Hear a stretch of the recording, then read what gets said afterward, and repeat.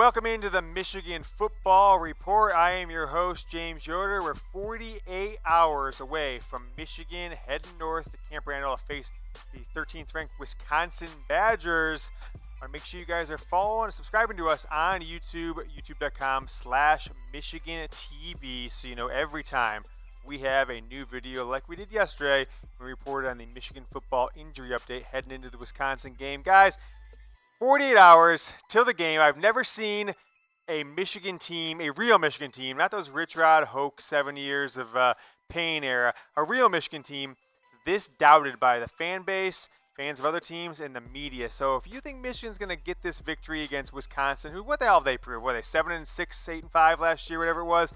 If you think Michigan's going to get the victory, like I do, give me a Go Blue in the comments here on the Michigan Football Report YouTube page, youtube.com/Michigan TV. Let's take a look at the latest news and rumors around the Wolverines a couple days prior to this Wisconsin game.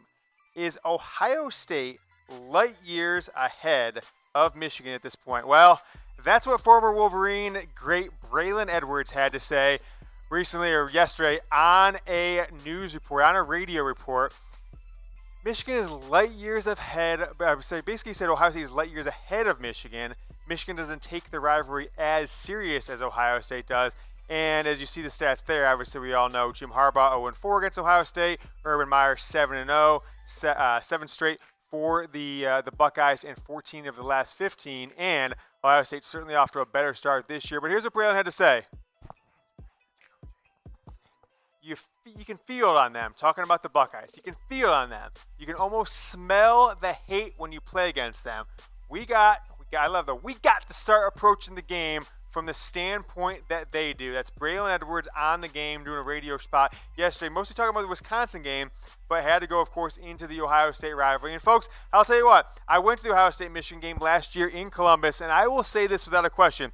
There is a 100% lack of intensity when the game was in Ann Arbor from the Michigan fans compared to Ohio State. I don't think they were bad people at all. I actually never got harassed or anything one time, but I thought Michigan fans need to bring it like Ohio State fans do.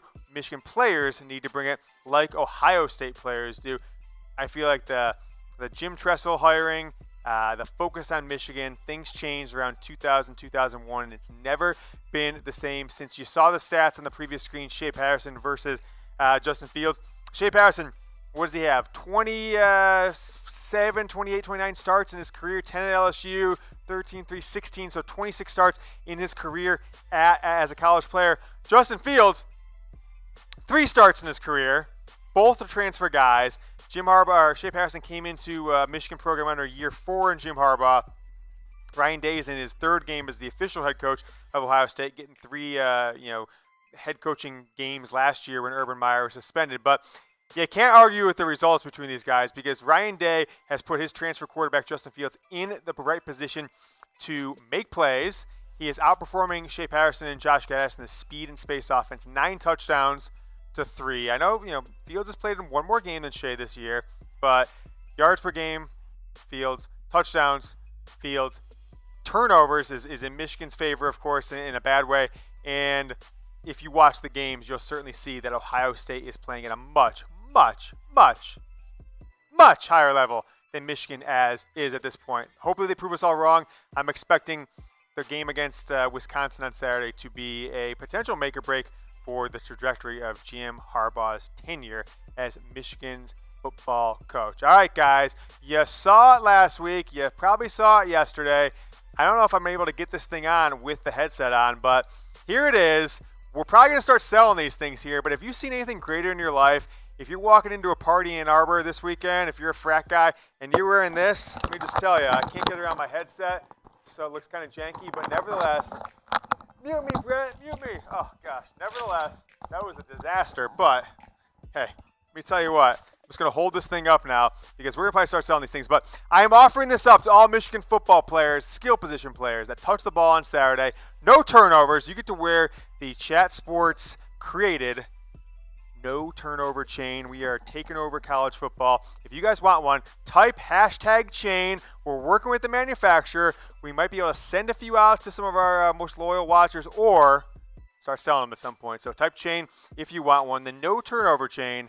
We are inspiring the young folks, the young men in the Michigan football program to not fumble the ball against Wisconsin. If they win, no turnovers, guaranteed it is thanks to me. So keep an eye out for that on Saturday. Shea Patterson, 100%. Well, if you've listened to Maize and Brew and the complete losers at MGO Blog, you will think Shea's 100%. He's actually been 100% the entire season. Shea's not been injured at all. Shea's got broken ribs, actually, according to MGO Blog. Fake news. You guys know that I have the scoop on this one. I beat everybody by a week and a half on the Shea abdominal injury, the abdominal snowman, the abdominal injury, and we saw the results of that against Army. He wasn't able to make the right passes downfield, and now, for some reason, Michigan makes their players lie to the media. If they ask you about your injury, you're good. If they ask you about playing, everything's good. Never in the history of football has a player said, yeah, I'm a little bit slowed, and that led to a victory for the other team ever. But for some reason, Michigan still wants to keep their players telling that they're injured, all this different stuff. So if you see it out there from the blog boys and the pay sites who are too afraid to report facts and only put out fake news that Shea's 100%, it's because, well, Shea said he was 100%. Well, he didn't come out and say he was 100%. He was pressed by someone from the media.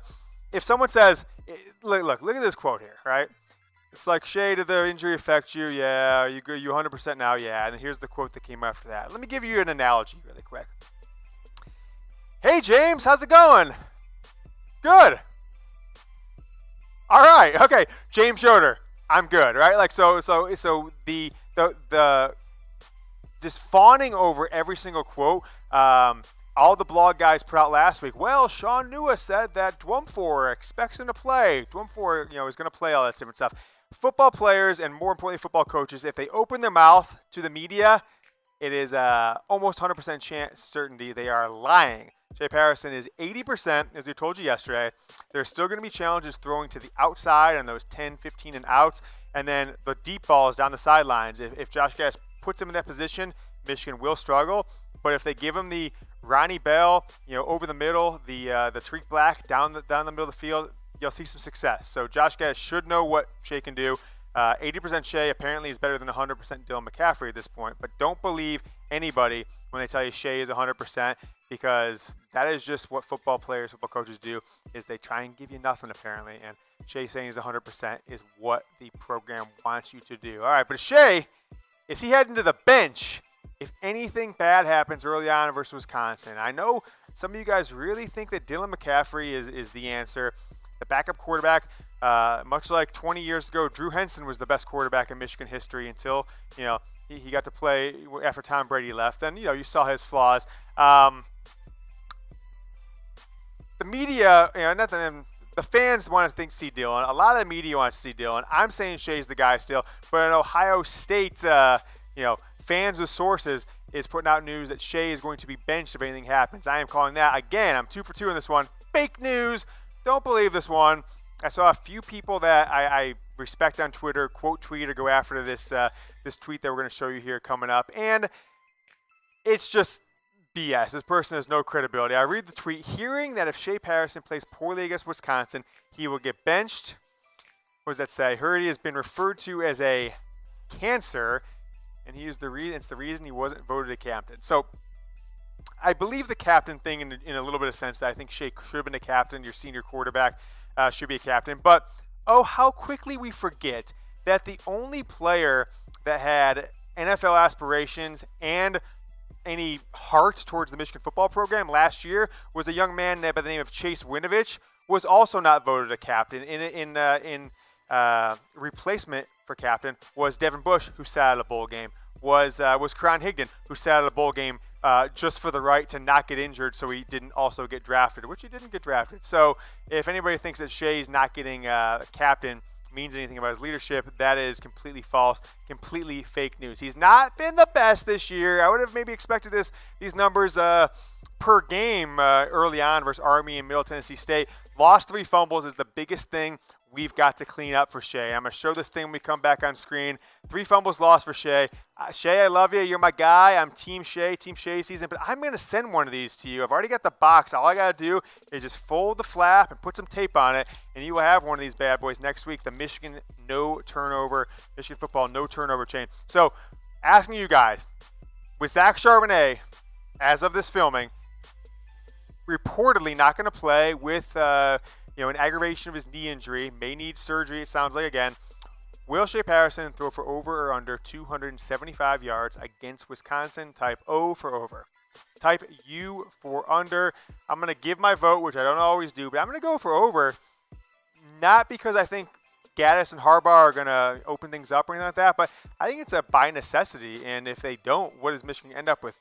300 yards of total offense? Because they're not going to get over 150 in rushing without Charbonnet. Hopefully I'm wrong on that, and you guys can tell me about it. But that's the question I have for you guys. And then, guys, Wisconsin's favored by 3.5 points on Saturday. Michigan has not won a game as an underdog under Jim Harbaugh. So I'll ask you this question. Do you think they're going to win? Yes, of course they're going to win, James. Well, go put some money on it on BetDSI, our partner. Go to chatsports.com/bet. Promo code GoBlue. We've hooked up the 120% deposit bonus. So you put in $100, put in $50, put in $200, multiply it by 1.2, and there is your free money bonus. Put in $100, you got $220. You put $50, you put $20, you put whatever you want on Michigan. Even if you don't win that one, you've still got plenty of bonus money before you even have to get into your cash. So go make some bets at BetDSI, chatsports.com/bet. Promo code GoBlue. You've seen me put my bets out on Twitter. I'm 65% in college this year. You can be winning too. And if you do, go ahead and bet with BetDSI. You saw the fake news on Rumor 1 and Rumor 2. It's the Harbaugh heads rumor metered, created by us here at the Michigan Football Report. 0 Harbaugh heads, totally false. Fake news like that guy on Twitter. 1 Harbaugh head, small shred of truth, all the way up to the 4 Harbaugh heads.